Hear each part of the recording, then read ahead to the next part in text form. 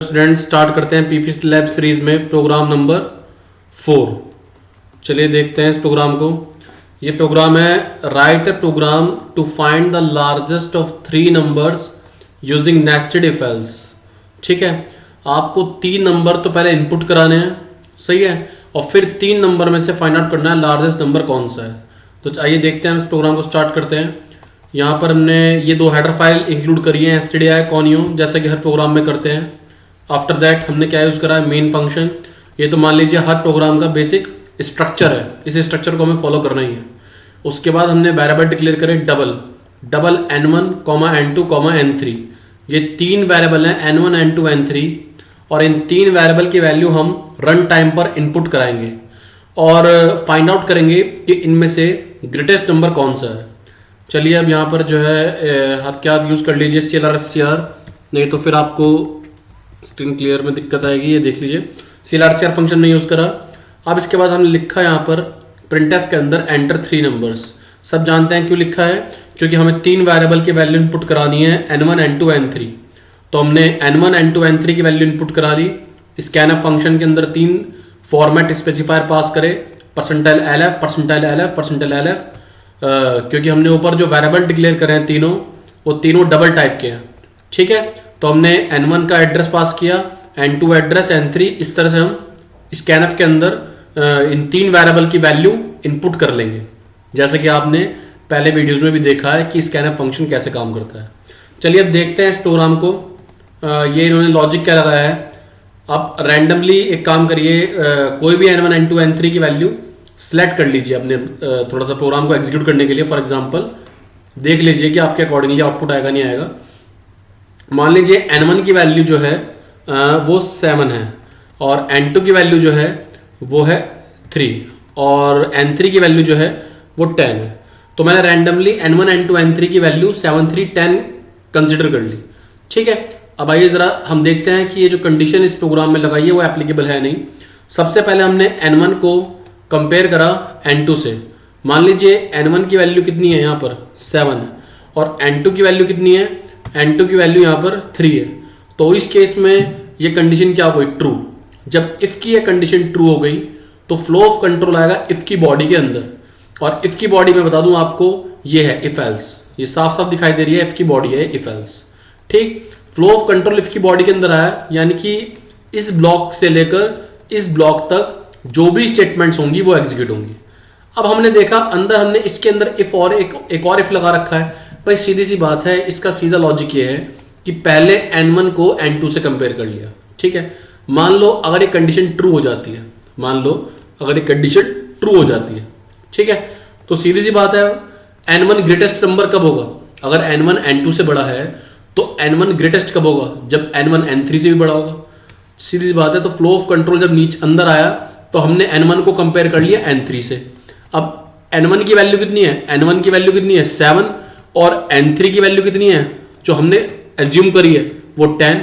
इस केस में क्या हुआ, इस केस में हुआ ये कंडीशन हो गई फॉल्स।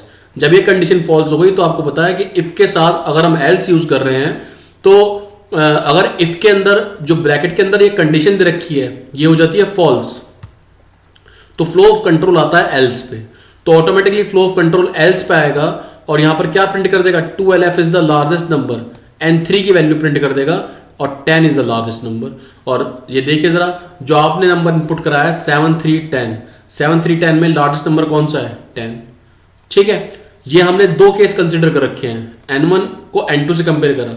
मान लीजिए अगर स्टार्टिंग में ये कंडीशन फॉल्स होती, आप मतलब ये तो मैंने एक एग्जांपल लिया है कि यहां पर हमने 7, 3, 10 की वैल्यू इनपुट कराई, तो हमने यहां पर इसको आइटरेट करके देख लिया। आप इसकी जगह कोई और भी वैल्यू ले लीजिए। मान लीजिए आप n1 की जो वैल्यू है, n1 की वैल्यू आप ले लीजिए 3, उल्टा कर दीजिए, और n2 की वैल्यू ले लीजिए 7। तो देखिए जरा प्रोग्राम पे कोई फर्क पड़ेगा क्या, अगर इसमें से आउटपुट क्या आएगा। देखिए जरा इस केस में क्या होगा, इस केस में क्या होगा कि n1 की वैल्यू 3 है और n2 की वैल्यू है 7। तो अब देखिए ये कंडीशन तो फॉल्स हो गई, ये यहां पर स्टार्टिंग में ही इफ की बॉडी एग्जीक्यूट होगी ही नहीं, ये कंडीशन यहीं पर फॉल्स हो गई। तो इस इफ की ब्लॉक के अंदर फ्लो ऑफ कंट्रोल आएगा ही नहीं, फ्लो ऑफ कंट्रोल डायरेक्ट जाएगा इस एल्स के साथ। क्योंकि ये वाला जो एल्स है, ये देखिए आप जरा, ये जो एल्स है जो मेरा कर्सर ब्लिंक कर रहा है वो इस ऊपर वाले इफ के साथ है, ठीक है। और इन इफ एल्स के साथ इनके अंदर हमने यूज करा है, इनकी बॉडी के अंदर, इस ऊपर वाले इफ की बॉडी के अंदर और इस नीचे वाले एल्स की बॉडी के अंदर हमने इफ एल्स अलग से यूज करा है, ठीक है। तो मान लीजिए अगर स्टार्टिंग में ही कंडीशन 3 > 7 फॉल्स हो गई तो ऊपर वाले इफ की बॉडी एग्जीक्यूट होगी नहीं, फ्लो ऑफ कंट्रोल डायरेक्ट नीचे वाले एल्स की बॉडी में आएगा। और जब नीचे वाले एल्स की बॉडी में आएगा, मतलब इसका मतलब क्या हुआ, नीचे वाले एल्स का मतलब क्या हुआ, देखिए जरा, ये कंडीशन फॉल्स है, n1 > n2, इसका मतलब हुआ n2 बड़ा है। इस भाई n1 अगर n2 से ये बड़ा वाली कंडीशन दे रखी है, इसके फॉल्स का मतलब तो यही हुआ ना n2 बड़ा है। और n2 जब n1 से बड़ा है तो n2 ग्रेटेस्ट कब होगा, जब n2 n3 से भी बड़ा होगा। तो इसका जो फॉल्स वाला केस है ये, उसका मतलब ये है कि हमें n2 को कंपेयर करना है n3 से, और वही हमने करा। एल्स की बॉडी के अंदर हमने n2 को कंपेयर करा n3 से। अगर n2 की वैल्यू n3 से बड़ी है तो प्रिंट होता आउटपुट लार्जेस्ट नंबर n2, और अगर n3 बड़ा होता n2 से तो प्रिंट होता लार्जेस्ट नंबर n3, जैसा कि इस केस में हुआ। जब फ्लो ऑफ कंट्रोल नीचे आया तो n2 की वैल्यू तो कितनी है 7 और n3 की वैल्यू कितनी है 10। अब आप देख रहे हैं कि इस केस में ये वाली कंडीशन तो फॉल्स हो गई। जब ये कंडीशन फॉल्स हो गई तो इसके साथ जो अटैच्ड एल्स है वो एग्जीक्यूट होगा। अगर इफ की कंडीशन फॉल्स होती है तो उसके साथ जो अटैच्ड एल्स होता है वो एग्जीक्यूट होता है, और इस केस में लिखा है 10 is the largest number among these 3 numbers, ठीक है। तो आइए देख लेते हैं, इसका आउटपुट देख लेते हैं। अगर आपको आउटपुट के बिना भी अगर आप देखना चाहें कि प्रोग्राम का आउटपुट आएगा, तो जिस तरह से मैंने इस प्रोग्राम में आपको वैल्यूज रख के दिखाया, इसी तरह से आप अपना जो भी आपने कोड लिखा होता है उसमें कोई भी वैल्यू अपने से एज्यूम करके कि रन टाइम पर आप कोई भी वैल्यू इनपुट कर सके, चेक कर सकते हो कि उन वैल्यूज पे आपका कोड सही रन कर रहा है या नहीं कर रहा, सेल्फ आइट्रेशन से, ठीक है।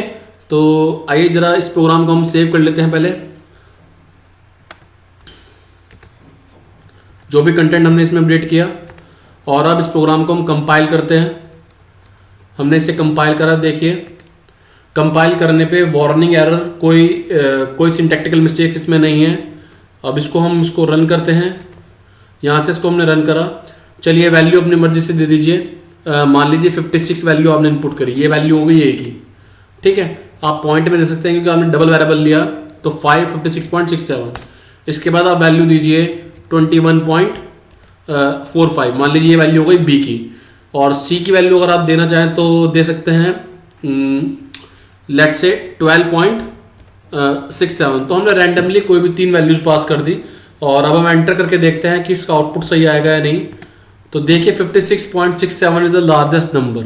इन तीनों वैल्यू जो हमने इनपुट करी है, इन तीनों वैल्यू में लार्जेस्ट नंबर जो है वो 56.67 है। तो सिंपल आपका प्रोग्राम था। केवल आपको इस प्रोग्राम को करने के लिए इफ एल्स की फंक्शनिंग आना चाहिए। और अभी के लिए इतना ही, बाकी नेक्स्ट लेक्चर में हम देखेंगे नेक्स्ट प्रोग्राम।